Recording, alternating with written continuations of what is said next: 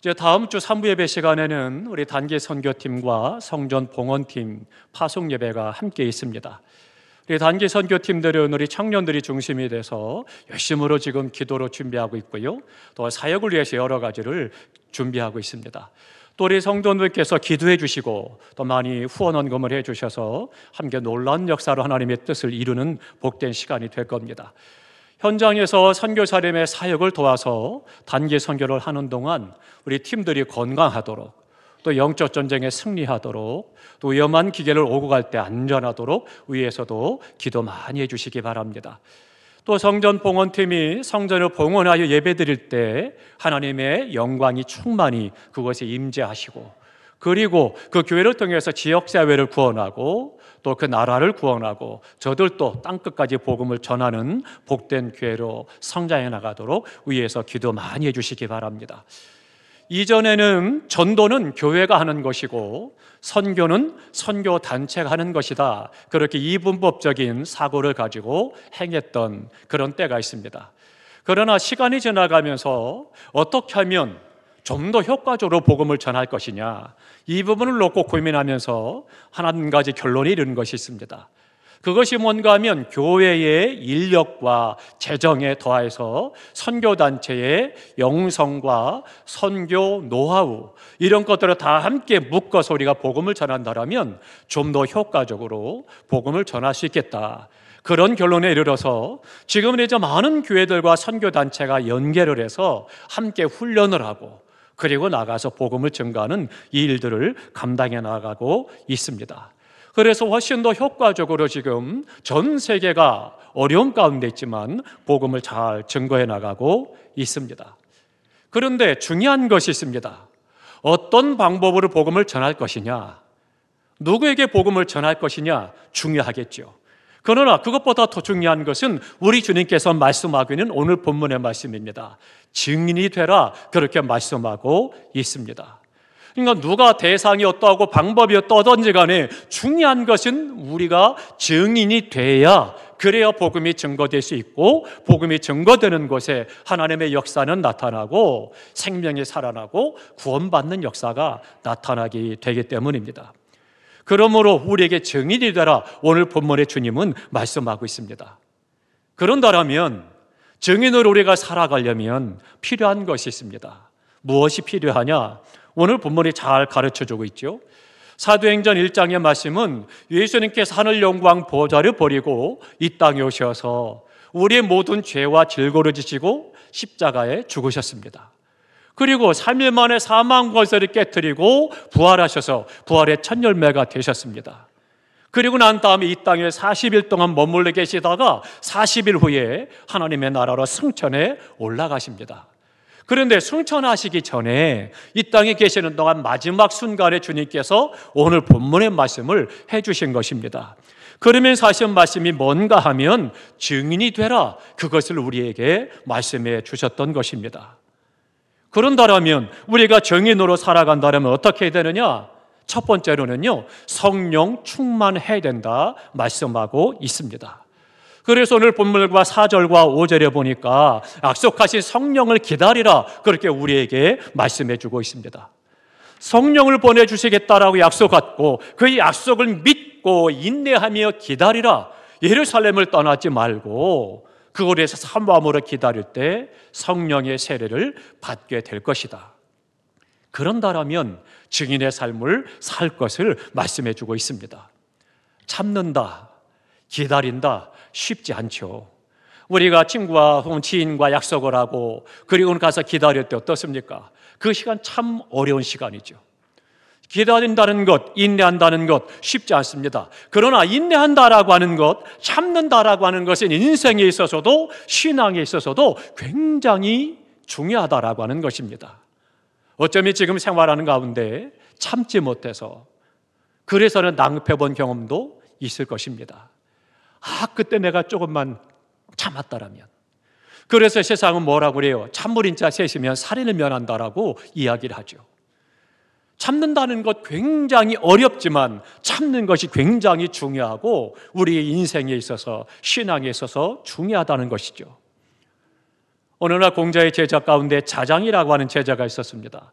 그가 이제 공자로부터 이제 내가 가르칠 것이 없으니 내가 가서 다른 사람을 가르치라. 그렇게 해서 공자의 곁을 떠나게 됩니다.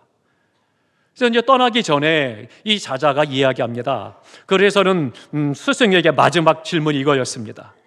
세상을 살아가는데 가장 필요한 미덕이 무엇입니까? 그렇게 스승에게 물었습니다.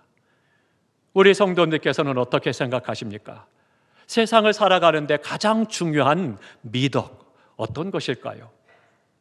공자가 이렇게 대답했습니다. 모든 행실의 근본은 참는 것이 제일이니라. 그렇게 대답해 주었습니다. 참는 것이 제일이라는 거예요. 그랬더니 자장이 다시 묻습니다. 왜 그렇습니까? 그렇게 질문했어요. 공자가 대답합니다. 천자가 참으면 나라에 해가 없을 것이요, 제후가 참으면 땅이 커질 것이요, 벼슬아치가 참으면 그 지위가 올라갈 것이요, 형제가 참으면 부귀할 것이요, 부부가 참으면 일생을 해로할 것이요, 벗길이 참으면 서로 명예를 떨어뜨리지 않을 것이요, 자신이 참으면 화와 해가 없을 것이다. 그렇게 이야기했습니다. 가만히 생각해 보면 맞는 이야기입니다. 내가 참지 못해서 해를 당하거나 화를 당했던 그런 때가 있죠. 친구끼리도 서로가 믿어주지 못하고 서로가 참지 못해서 어떻게 돼요? 친구의 명예를 떨어뜨리기도 하고 결국은 갈라서게 되는 안타까운 일도 있죠. 부부가 참지 못하면 결코 인생을 해로할 수가 없는 것입니다. 제 스승도 마찬가지고 또 나라도 마찬가지고 참는다라고 하는 것이 이만큼 중요하다, 그것을 이야기했습니다. 그랬더니 이 자장이 또 한 가지 묻습니다. 그렇다면 반대로 참지 않으면 어떻게 됩니까? 그렇게 물었습니다. 그랬더니 공자가 대답합니다. 천자가 참지 않으면 나라가 빈터로 변할 것이요, 백성이 없다는 거예요. 제후가 참지 않으면 문조차 없어질 것이요, 결국은 다스리는 자가 참지 못하면 죽임을 당한다는 거죠. 벼슬아치가 참지 않으면 법에 걸려 죽게 될 것이요, 형제가 참지 않으면 각각 분거할 것이요, 부부가 참지 않으면 자식을 외롭게 할 것이요, 벗길이 참지 않으면 정의가 멀어질 것이요, 자신이 참지 않으면 근심이 없어지지 않을 것이다. 그렇게 이야기했습니다. 우리에게 많은 것들을 생각하게 하고 가르쳐주는 그런 이야기입니다. 참아야 이길 수가 있고, 참아야 성공할 수 있고, 참아야 승리할 수가 있고, 참아야 부부간에도 형제간에도 화목하고 행복하고 좋은 관계를 유지할 수가 있습니다. 주님께서도 오늘 본문에 말씀하십니다. 참고 기다리라, 성령을 세례로 부어줄 것이다 약속하셨습니다. 참고 기다리는 자, 그에게 은혜를 주심을 말씀해 주고 있습니다. 그러면 참는다, 인내한다는 말은 원문에 보면 회포메노라고 하는 단어입니다. 이 말은 무슨 뜻인가 하면 무엇 밑에 있다, 아래에 있다, 그런 뜻입니다. 그리고 또 한 가지 의미는 이런 것입니다. 즐거운 견딤. 좀 역설적이죠? 즐거운데 견딘다는 거예요. 그러니까 무거운 짐이 짓눌려 있다 할지라도 그 무거운 짐 밑에 아래에 있지만 그래도 즐겁게 그것을 견디는 것, 이것이 인내라는 말의 뜻이라고 하는 거죠. 예수님께서 승천하실 때 그 자리에는 500여 명의 사람들이 있었습니다. 그리고 주님께서는 너희가 예루살렘을 떠나지 말고 기다리라, 성령을 세례를 받을 것이다 약속하시죠. 그런데 그 말씀을 쫓아 500명은 들었지만 그것을 말씀을 지켜 순종해서 떠나지 않고 그 자리를 참고 기다리면서 성령을 사모했던 사람들은 120명밖에 없었습니다. 380명은 이런저런 여건, 환경, 핑계, 이유를 대고 다 뿔뿔이 흩어져 지나갔습니다. 그런데 그 말씀에 순종해서 예루살렘을 떠나지 않고 참고 인내하며 사모함으로 기다렸던 120명은 성령을 세례로 받는 은혜를 그들이 받게 됐던 것이죠. 사도행전 1장 15절에 보니까 예수님 말씀대로 남아서 기다릴 사람만 그렇게 성령을 받았던 것을 말씀해 주고 있습니다. 힘이 들지만 우리의 영원한 예루살렘 대신에 예수님을 떠나서는 안 된다라고 하는 거예요. 세상쯤이 무겁고 고통과 어려움이 짓눌린다 할지라도 나를 지키시고 인도하시고 보호하시고 도우시겠다라고 하는 주님의 약속의 말씀을 믿고 믿음으로 참고 인내하며 성령을 사모하고 하나님의 은혜를 구해야 된다라고 하는 거죠. 기다린 120명, 인내했던 120명, 사모했던 120명만 약속하신 성령을 받았던 것입니다. 떠나지 않고 기다리며 순종하고 인내했던 120명은 성령 세례를 받았고 이들은 성령 충만한 가운데 담대하게 나가서 증인의 삶을 살 수가 있었던 것입니다. 그래서 그들이 증인의 삶을 삶으로 말미암아 오늘 우리에게까지 복음이 증거되고 우리가 그 예수 안에서 구원의 복을 받아들이고 우리 또한 증인의 삶을 살아가도록 인도하고 있는 것이죠. 우리가 주님의 명령대로 증인의 삶을 살려면 참고 기다리며 인내할 뿐만 아니라 어렵고 힘들지만 내게 주신 무거운 십자가, 고통스러운 십자가를 지고 주님의 은혜를 사모하며 나아갈 때 우리에게 성령이 기름 부어주시고 증인의 삶을 살아가도록 역사하는 겁니다. 초대교회 성도들은요, 순교의 죄물, 생명을 빼앗기기까지, 죽기까지 그들은 복음을 전하는 삶을 살았습니다. 그러면 그들이 두려움이 없었느냐, 무서움이 없었느냐? 아닙니다. 생명을 죽인다고 협박하고 매를 때리고 옥에 가두고 실제로 갖가지 방법으로 생명을 빼앗는데 어찌 두려우지 않았겠습니까? 두렵지만, 공포가 있지만, 무거운 짐이지만, 그러나 그들은 성령이 충만하니까 복음을 전하는 일에 힘썼던 것입니다. 오늘도 우리가 믿음을 지키고 하나님의 말씀을 쫓아 복음을 전하는데도 여러 가지 어려움들이 있죠. 비난도 있고 조롱도 있습니다. 때로는 환난도 있습니다. 고통도 있습니다. 많은 어려움들, 무거운 짐들이 나를 짓누른다 할지라도 그러나 복음을 증거하는 일을 멈춰서는 안 되는 것입니다. 복음을 증거하도록 성령 충만할 때 우리는 담대하게 증인의 삶을 살아갈 수가 있는 것입니다. 사랑하는 성도 여러분, 이 아침에 성령 충만하시기 바랍니다. 성령이 충만할 때 성령은 나로 하여금 증인의 삶을 살아가도록 인도해 가시는 것입니다. 우리 모두가 성령의 충만함을 사모하고 그 안에서 성령 충만한 가운데 온전한 증인의 삶을 살아가셔서 하나님의 뜻을 이루시기 바랍니다. 단순히 단기 선교팀만, 성전 봉헌팀만 나가서 하면 되지 그렇지 않습니다. 오늘 우리의 삶 속에서 날마다 성령 충만한 가운데 증인의 삶을 살아가는 것이 우리의 사명이요, 시대적 사명이요, 생명을 구원하는 역사가 하나님의 뜻인 것입니다. 우리가 이것을 감당하지 않는다라면, 증인의 삶을 살아가지 않는다라면 어찌 생명을 건질 수 있고 구원시킬 수 있겠습니까? 불가능하죠. 이것이 안 되는데 어떻게 부응하겠습니까? 복음을 증거해야, 내가 증인의 삶을 살아야 죄 가운데 멸망의 길로 나아가는 그들을 건져 구원할 수 있는 것이고, 주님의 교회는 날마다 구원받는 삶수가 더해지고 부응하는 역사를 경험하게 되는 것입니다. 사랑하는 성도 여러분, 성령 충만하시기 바랍니다. 그래서 증인으로 살아가기를 두려워하지 마시고 담대하게 복음을 증거할 수 있기를 바랍니다. 또 하나, 두 번째로는요, 증인으로 살아가려면 믿음이 있어야 된다는 것을 말씀해 주고 있습니다. 다 함께 하십니다. 믿음이 있어야 한다.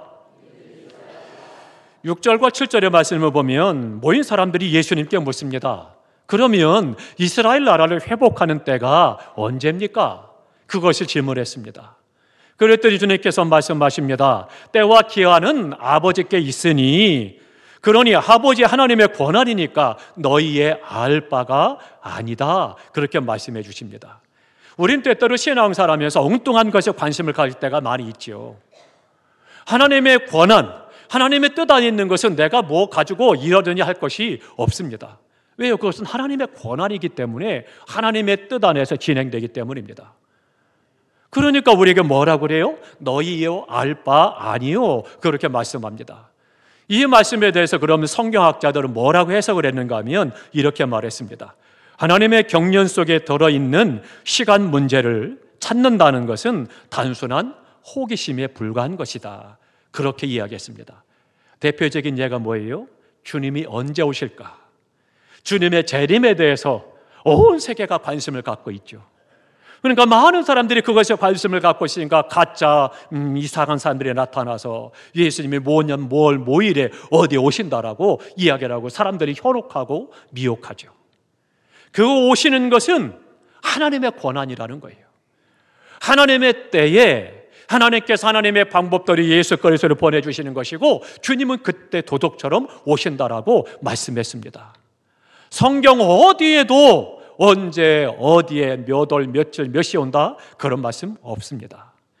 누가 신령한 척하고 그런 이야기를 하면 멀리 하시기 바랍니다. 잘못된 사람입니다. 성경을 제대로 알지 못하는 사람이요, 그가 아무리 많은 능력이 있다 할지라도 가짜입니다. 그렇기 때문에 우리가 미혹돼서는 안 되는 것입니다. 그것은 하나님의 권한이 있다는 거예요. 그런데 중요한 것이 있습니다. 증인이 되려면 이것을 말씀하시다가 왜 갑자기 사람들의 질문을 말씀하셨느냐? 믿음이 있어야 된다는 것을 말씀하는 거예요. 그러면 주님이 언제 오셔요? 그렇게 질문했더니 그거 너 알 필요 없어. 이건 하나님의 권한이야. 무슨 얘기냐? 호기심을 말하는 겁니다. 신앙생활을 호기심으로 해서는 안 된다라고 하는 거예요. 믿음으로 신앙생활을 하는 것이다. 그렇게 말씀해주고 있는 것입니다. 그러니까 이 주님이 언제 올 거냐? 이것이 호기심을 가지고 자꾸 이야기하고 그것 가지고 엉뚱한 얘기를 하니까 그건 하나님의 권한인데 우리가 아무리 연구하고 노력을 하고 한다 할지라도 알 수 없는 것이다. 그러니 그것은 하나님의 권한이니까 이렇다 저렇다 할 거 없다는 거예요. 호기심을 내려놓으라. 그리고 믿음으로 행할 것을 말씀해주고 있는 겁니다. 증인이 되려면 호기심이 아니라 믿음을 가져야 된다라고 하는 것입니다. 믿음과 호기심은 다릅니다. 결혼 앞두고 있는 처녀총각이 어떻습니까? 호기심이잖아요. 내 남편감, 내 아내감에 대해서, 신랑 신부에 대해서 많이 궁금하잖아요. 호기심도 생기고 저 사람은 어떻게 생각할까? 어떻게 잘까? 잠버릇은 어떨까? 많은 생각을 하잖아요. 호기심이에요. 그러나 일단 처녀총각이 결혼했어요. 결혼하면 어때요? 호기심이 아니라 믿음으로 사는 거예요. 결혼해서도 믿음이 아니라 호기심만 갖고 행한다면 온전한 부부 생활을 할 수 없는 거고 제대로 된 가정 생활을 할 수가 없는 거죠. 성경을 읽을 때도 호기심으로 읽는 것이 아니라 하나님의 말씀으로 믿고 읽는 것이 중요합니다. 우리 기독교인만 성경을 읽는 것이 아닙니다. 세상에 윤리도에 관심 있는 사람, 뭔가 좀 더 인격적인 것에 관심 있는 사람, 이런 사람들도 다 성경을 읽습니다. 심지어는요, 다 종교인들도 성경을 많이 읽습니다. 그런데 믿음으로 읽는 것이 아니고 호기심으로 읽는 거예요.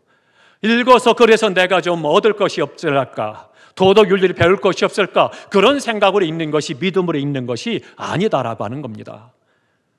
그러나 간혹 그런 사람에게 하나님의 특별한 은혜가 있으면 그 사람이 예수를 만나게 되고 구원받는 기적 또한 경험하게 됩니다. 아무튼 하나님의 말씀은 믿음으로 읽는 것입니다. 교회 생활도 마찬가지입니다. 호기심이 아니라 믿음으로 신앙사라는 것이고 예수님을 믿는 것도 예수님에 대한 호기심이 아니라 믿음으로 예수님을 믿는 것입니다. 성령 세례가 임하고 성령 충만하고 성령의 능력도 믿음으로 되는 것이지 호기심을 갖고 되는 것이 아니라고 하는 것입니다. 하나님과 삶이 변화됩니다. 인생이 새로워집니다. 구원을 받습니다. 병자가 고침을 받습니다. 이 모든 것들은 호기심이 아니라 믿음이다. 성령의 능력임을 우리에게 말씀해주고 있습니다. 과학은요, 호기심이 동기가 됩니다. 그래서 발명한 에디슨이 어땠어요? 어렸을 때 호기심이 많았잖아요. 그래서 닭 알을 품고 있으면 혹시라도 병아리를 품을 수 있지 않지 않을까? 그래서 호기심 때문에 품었잖아요. 호기심이 동기가 돼서 여러 가지 것들을 발명을 하게 되고 과학으로 나아가는 거죠. 그러니까 여러 가지 가설들을 중심으로 해서 그렇게 나아갑니다. 그런데 믿음이라고 하는 것은 그것이 아닙니다. 신앙은 믿음이 동기가 돼서 점점 더 믿음이 성장해 나가고 믿음이 성숙해지는 것입니다. 그렇기 때문에 믿으려고 힘쓰는 것이 중요합니다. 믿음이 있어야 증인이 될 수가 있습니다. 신앙은 모든 면에 있어서 호기심이 아니라 믿음으로 보고 믿음으로 행할 때 역사가 나타나고 그 증인의 삶의 능력이 나타나게 되는 것입니다. 사랑하는 성도 여러분, 우리 모두가 다 믿음으로 바라보고 믿음으로 말하고 믿음으로 시인하고 믿음으로 행하시기를 주님의 이름으로 축원합니다. 힘 있는 증인의 삶을 살아갈 수가 있기 때문입니다. 마지막 또 하나는요, 전해야 된다. 그것을 오늘 8절에 말씀하고 있습니다. 승천하시면서 마지막 하신 말씀이 증인이 되라, 그런 말씀입니다. 이 증인이라고 하는 단어는요, 원문에 보면은 마르투스라고 이야기합니다. 그 말은 순교자라는 뜻을 갖고 있습니다. 생명을 걸고 복음을 전하는 증거자가 되라, 그렇게 말씀해주고 있는 것입니다. 순교의 각오를 가지고 복음을 전하는 사람이 바로 예수님의 증인이 된다라고 하는 거죠. 증인은 허위 진술을 하면 잘못된 겁니다. 그건 의증이 되는 거예요. 그건 벌을 받는 겁니다. 증인은 어때요? 또한 침묵해서도 안 되는 겁니다. 자기가 보고 들은 것을 정확하게 증거를 해야 되는 거죠. 진실을 말해야 될 의무가 있습니다. 그런다면 우리가 전해야 될 진실, 우리가 증인으로서 전해야 될 말씀이 무엇이겠습니까? 예수님이 하나님의 아들이요, 이 땅에 오셔서 우리 모든 죄를 지고 십자가 죽으셨고 그 예수의 피를 믿는 자마다 죄 사함 받고 예수만이 구원받는 길이 된다는 것을 우리가 고백하고 전하는 것, 이것이 증인이 해야 될 복음이라고 하는 것입니다. 그것이 너무나도 중요한 것이죠. 우리의 입술을 열어서 나의 가족과 형제와 이웃과 친구들에게 말해야 합니다. 말을 하되 순교의 각오를 가지고 힘써 복음을 전해야 된다라고 하는 거죠. 우리 모두가 다 단기 선교팀과 우리 봉헌팀만이 아니라 온 교회가 성령 충만하고 믿음의 반수에 굳건히 서셔서 때를 얻든지 못 얻든지 길과 산울가로 나가서 사람들을 강권하여 데려다가 내 집을 채우라 말씀하신 것처럼 힘써 증인의 삶을 살아감으로 우리 교회가 시대적 사명을 잘 감당해 나가고 날마다 생명을 구원함으로 교회가 부흥하는 역사를 날마다 경험하는 복된 교회 믿음 되시기를 주님의 이름으로 축원합니다.